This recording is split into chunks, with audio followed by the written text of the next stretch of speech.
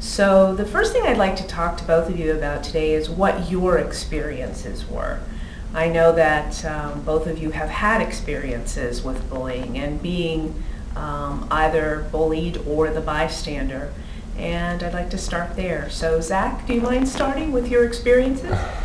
It's been happening for a long time. About fourth grade, it was happening. It was more of the not more of the physical bullying, but more of like the social bullying. They were not letting me become any of friends with any of them. They were pushing me away from activities and sports, and from the playground I would have to play with myself or play with one or two other people. It was difficult for me, and as it progressed, it was more of the rumor starting that I was gay, or I worked with a lot of 7th and 8th graders as I passed through high school, so they would call me a pedophile for working with them, and a weirdo and a geek, and it just kind of went from there, and it was hard.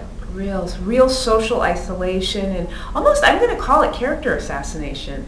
And I want to say unequivocally on this show, on Generation Change, the word gay is not a bad word at all. The word gay is a choice and a lifestyle. And that is absolutely wrong. I hear that a lot these days in schools. They're using it as a derogatory term. And that's unacceptable. That's unacceptable. And I'm truly sorry those things happened to you, Zach. I'm truly sorry about that. And I'm going to ask you, I hope things have gotten better for you now that you're here in college. They have been. I came to this school not knowing if any of the kids I graduated with were going to come here, or if any of the bullying was going to follow me here, and it hasn't. A lot of the kids that I went to school with, they went their separate ways, and I haven't had any contact with them, and it's been peaceful. It's been a new experience for me. Good. I really like that you said it's been peaceful. That's very important. That's priceless. Yes. That's really priceless. Yes. So, how about you, Corinne? You went to school with Joey Lynn, who I just interviewed. So, can you talk a little bit about your experiences in school? Yes, I was actually more of the bystander in her situation. We got talking in study hall the one day, and she brought it up to me, and then we just kind of went on from there. We've been inseparable since, and I've always been there for her, and she knows that. And I would, for example, some of the things that I would do, just be their supporter. I would. It got to the point of I would just walk in the hallways in front of her because I just cannot stand the looks, the glares, everything else that different people would give her just because she was a teen mom. Everything happens for a reason. Mistakes are made, and it's just because we're a little different, we see that bullying. So right now I'd like to talk about this idea.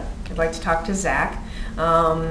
Zach has had this idea since 8th grade, haven't you? Yes. About forming a club where you go in and talk to younger kids or kids, that you're a role model for, and talk to them about bullying. So tell me how the idea came about for you, and then how it's manifesting itself here at the university. Well, I've always had the idea since 8th grade, as you said, because I felt like I've always been that person that wants to help people and have the people not experience what I have. Yes. Because the bullying I've experienced, it's pushed me to the limit where I've completely forgotten my childhood because I can't have any of the good memories that other kids have had. Yes. And I don't want any of that to happen to anybody else. They don't deserve to lose their childhood. They don't deserve to lose anybody. Absolutely. They want to be friends with everybody. They can be. If they want to be friends with this certain group, they can be, but that doesn't mean putting down other groups. So in 8th grade, I came up with this idea that I need to start a club that talks to kids around 6th to 8th grade, where they're maturing, they're growing up, they're finding out their social groups and stuff like that, and get them to understand that bullying is not a thing to do. It's not a reason to put others down, to be a better person, to climb that social ladder that they're trying to climb up. But when I asked my school if I could start it, I was denied multiple times. My school said it wasn't a big issue in their school. Correct. And schools around there were doing fine. Bullying wasn't existing in our school when it was. Wow. Kids would just hide it from the teachers. The teachers would not see it, and they thought, oh, this school's fine, it's perfect.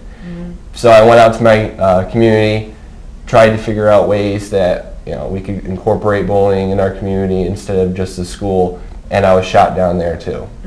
This is your high school. I want to just clarify. Yes. This was your high school, Yes. correct? Okay. And so I graduated with, I was upset that I couldn't do anything about it. So I went to, so I came here, and I thought maybe, we look at all the mercy and justice and hospitality here. Correct. That maybe this school will realize that bullying is an issue everywhere, and that if I start a club here, it can expand, and I can go back into high schools that, like my high school, Right. and talk to the kids. And we were approved right before Thanksgiving break Congratulations. for the club. Wonderful. And now we're just getting all the paperwork around the Constitution that we need to make, and talk with Darcy, who's the head of activities and clubs here, and go from there. That's wonderful. That's wonderful. So I'd like to talk a little bit about technology. In bullying, we were chatting off camera about this, that technology really these days can be used for positive. It's a tool. It can be used for positive, or it can be used for negative.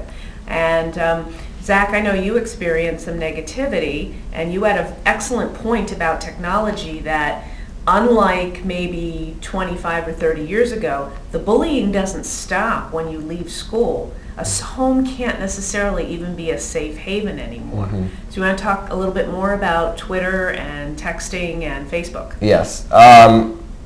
Back in the old days, before technology really kind of expanded, kids would be they're bullied at lunch or on the playground, and they could go home to their families that love them and sit down on the couch and do their homework or watch TV or play games with their families and stuff, and realize that the bullying is gone until they go to school the next day. But they have that reassurance that for those 6-7 hours that they have after school, they're safe. Yeah. But nowadays with texting and Facebook and stuff, when a child wakes up, they have that text message in the morning that says kill yourself, or you're worthless, or you're a loser.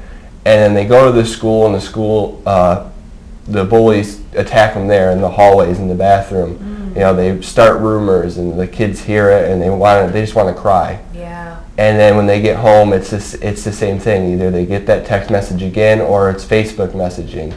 It's go hang yourself, go shoot yourself, like no one loves you. And it never stops. It's 24/7 now with this technology. Yeah, yeah. And it's extremely sad, and all of us know that this leads to either young people hurting or killing themselves, or hurting and killing other people. So it is vital that this be addressed on not only the individual level, but the family, group, and community level. One of the things Zach said, Corrine, was that in his school district, and I'm wondering in yours, that they really denied there was a problem.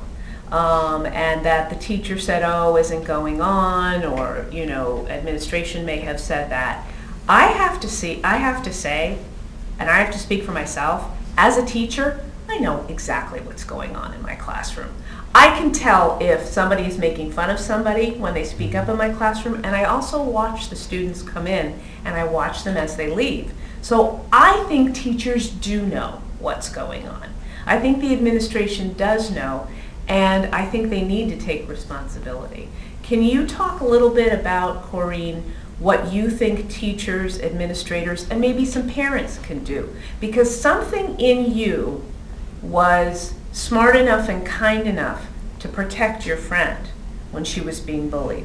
So what can you tell parents, teachers, and administrators, Corrine?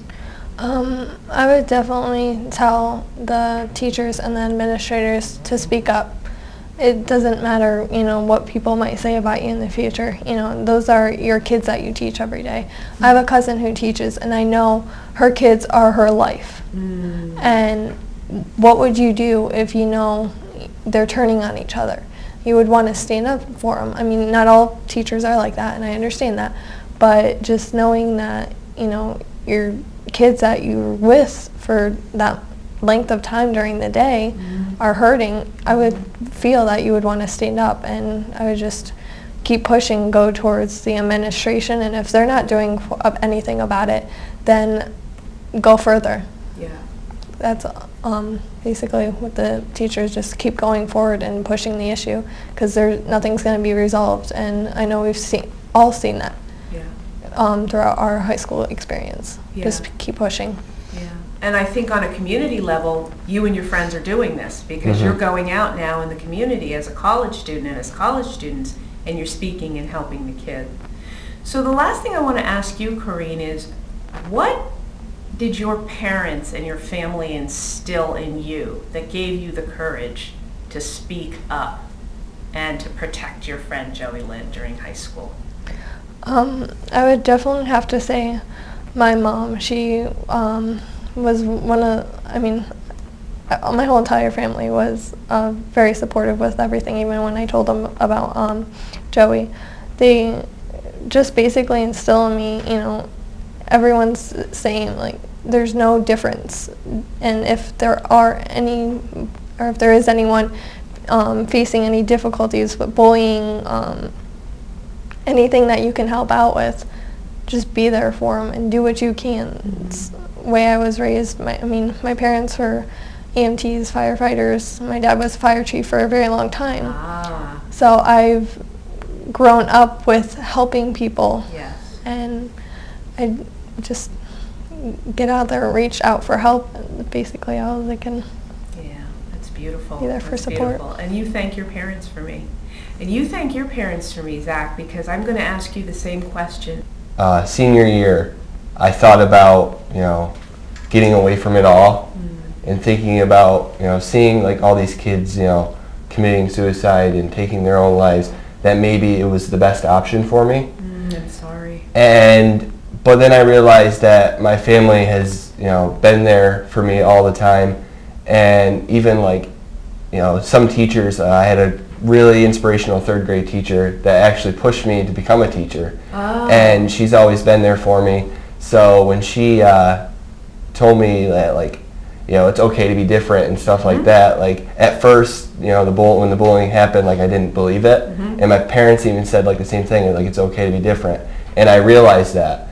And my parents, by, like, pushing me and saying that, it stopped me from doing it, saying that I can be different, I can do better. Yes. And so I didn't do it, and I pushed myself, to keep my grades up and graduate and come to college. And I learned to, like, as my family has done, like, any problems that have occurred in their life with other people, they've forgiven them. And for all the bullies that have bullied me throughout my high school career, I look back and I, if I see them or something, I say, I forgive you for hurting me. I forgive you for putting me down because of what my family has pushed me through. So it seems to me what gave you strength is what gave your classmates strength, which was family, support, the support of teachers and adults in your life. I just want to say to any of the kids that are being bullied out there, as you see, like, celebrities and stuff pushing this It Gets Better project and coming out there and trying to make things better, it does get better in the end. High school, middle school, elementary school, college, workplace, wherever you get bullied, just know that you have a family there. Just know that you can forgive these people for hurting you, because you are the person that you should be and you've grown up to be. That's beautiful. Thank you so much. Thank you. So viewers, as we learned today, bullying does lead and can lead to self-inflicted harm or violence toward others. Let's go over the messages that we heard from these extraordinary young people. Number 1, it's okay to be different. Number 2, use positive role models, whether they be your parents or friends or community. Number 3, if you're a bystander and you observe the bullying, stand up, say something, defend the bully in a positive manner. And number 4, use your story proactively. Don't be afraid to help others who have been bullied. Please, if you have any stories for us or any ideas for helping, leave us comments after this YouTube video, or like us and come on and comment on our Facebook page at Generation Change. This is Roya Fahmy. Thanks so much for being with us today.